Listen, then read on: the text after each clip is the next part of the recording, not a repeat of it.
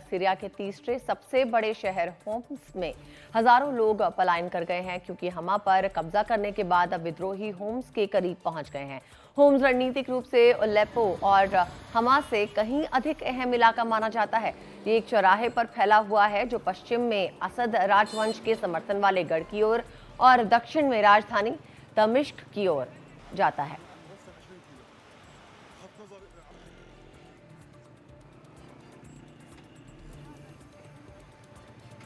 इस वक्त हमारे साथ अंतर्राष्ट्रीय मामलों की जानकार कमर आगा जुड़ गए हैं। कमर आगा जी बताइए, अगर होम्स तक से ये दुश्मन पहुंच जाता है तो फिर क्या होगा? देखिए, इस वक्त इनकी जो स्ट्रेटेजी है वो ये है कि किसी सूरत से दमिश्क को सेव कर लो और उसके आसपास के जितने इलाके हो सके और फिर रीग्रुप करके, वैसे वो कोशिश कर रहे हैं रीग्रुप करने की सेना की, लेकिन सेना बहुत कमज़ोर है। वीपन्स भी बहुत नहीं है। पिछले कई सालों से इजराइल लगातार उनके जो वेपन डिपोज हैं उनके ऊपर बॉम्बिंग करता रहा। ईरान से जो वेपन आ रहा था उसको भी रोकने में कामयाब रहा काफ़ी हद तक। उसके अलाइज जो हैं हिजबुल्लाह वगैरह, वो वैसे इंगेज हैं लेबनान वार में। तो उनके बहुत वीक रिजीम है और रिजीम के साथ मुश्किल ये है 11 साल से 2011 से वो इंगेज हैं इस बैटल में। पहले वहाँ के ऊपर वो आ गया था आईएसएस, दाइश ने अपना खिलाफत कायम कर ली थी, फिर वो ख़त्म हुआ तो एक पार्ट में अमेरिकन्स का कब्ज़ा है जहाँ से तेल निकलता है। रेवेन्यूज़ इनके पास बहुत कम हैं।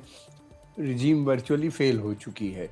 और फिर दूसरी तरफ ये भी है कि अब ये है कि उनके पास ये है कि ये कई इम्पोर्टेंट शहर उनके कब्ज़े में नहीं हैं। उसके ऊपर वो आ गए हैं। ये सब बेसिकली जो लोग हैं ये अल-कायदा के हैं। ये पहले अल-कायदा में थे। इसके जो लीडर हैं मोहम्मद अल-जौलानी, वो अल-कायदा के बड़े वरिष्ठ नेताओं में से थे, कमांडर्स थे। अब वो उन्हीं ने उस वक़्त जबहतुल नुसरा ये कहलाता था, फिर उसके बाद इसका नाम बदल के अब हयात तहरीर अल-शम्स कर लिया और सारे और ग्रुप्स को भी जोड़ लिया है। अब कह रहे हैं कि वो माइनॉरिटीज़ को सेव करेंगे, मगर इनके साथ ज़्यादातर लोग जो हैं वो अल-कायदा की मेंटालिटी वाले हैं, वही लोग हैं उनके पास। अब ये भी है कि जैसा कि कादम्बनी ने बताया कि ईरान भी इनके साथ खुल के नहीं आ सकता, ज़्यादा मदद नहीं कर सकता, इसलिए कि इराक वाला रास्ता बंद हो गया है। मिसाइल्स और ड्रोन्स ही का इस्तेमाल हो सकता है। एक बात और मैं कहना चाहूँगा, ये मिलिटेंट ग्रुप जो है ये बहुत स्ट्रॉन्ग है। जी। इसने काफ़ी ट्रेनिंग ले रखी है और इन्हीं ने कहा जाता है कि इनको ट्रेनिंग मिली है वहाँ के ऊपर।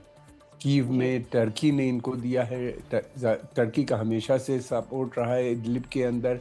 टर्की और सीरिया की कभी नहीं बनी। और टर्की की प्रॉब्लम ये है कि टर्की चाहता है कि जो उसका बॉर्डर बिल्कुल। मिलते हैं सीरिया से, वहाँ पे वो 20 किलोमीटर के अंदर एक बफर जोन बनाने की बात कर रहा है। ओहो। फिर उसके अलावा ये भी है कि उसको प्रॉब्लम रहती है वहाँ पे जो कुर्दिश मलिशिया हैं जो लगातार उनके यहाँ अटैक करते रहते हैं, वो उनके ऊपर कब्जा करता है। तो वर्चुअली सीरिया जो है वो इस समय हम देख रहे हैं उसका विभाजन होता हुआ बिल्कुल नजर आ कमर रहा है। आगा जी, सीरिया और बहुत बड़ी मुश्किल में है और अब हर कोई यही उम्मीद कर रहा है कि होम्स जो है वो बच जाए।